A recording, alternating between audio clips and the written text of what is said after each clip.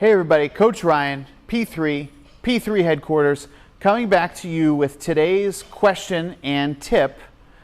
What's more important, hitting your rep targets or full range of motion in very, very good technique? We're going to dive into that today. The answer is honestly both. They're both really important, but we're going to talk about if we have to sort of prioritize one, how we're going to do that. All right, the age-old question.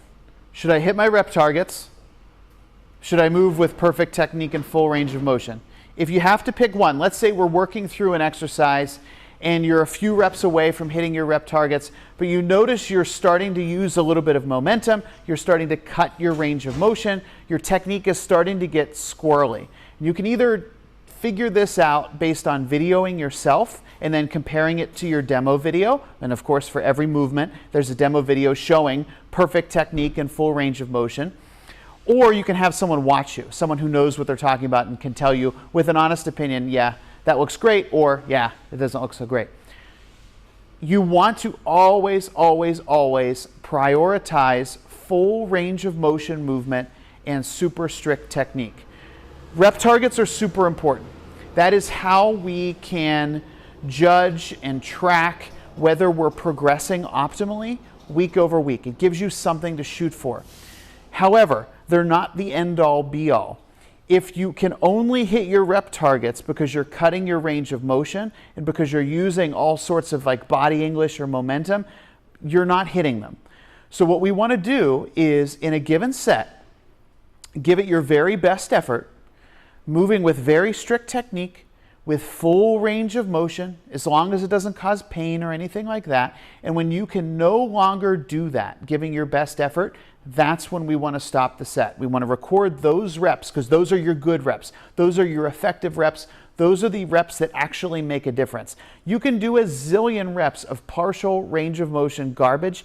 It doesn't do anything for you. It actually works against you because it increases your injury risk to a certain extent and it just builds fatigue. So think of it as like paying all the cost and getting none of the benefit. You're getting fatigued like you're doing extra work, but you literally get almost no benefit from it.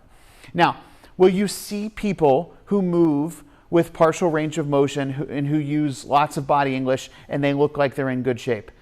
Of course you're going to see that. You're going to see all sorts of things. Does that mean it's the optimal way? Does that mean you should do it? Absolutely not.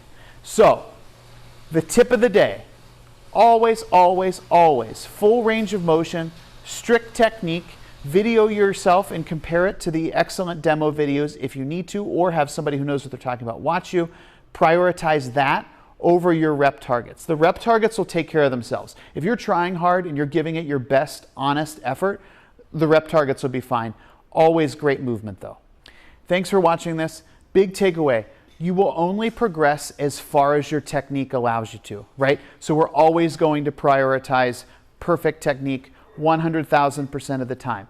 If you like this video and you found it useful and you know that it's going to help you get bigger and stronger and change your body composition faster, hit the like button. Make sure you subscribe so you don't miss these videos in the future and you can make sure your training is as beneficial as it possibly can.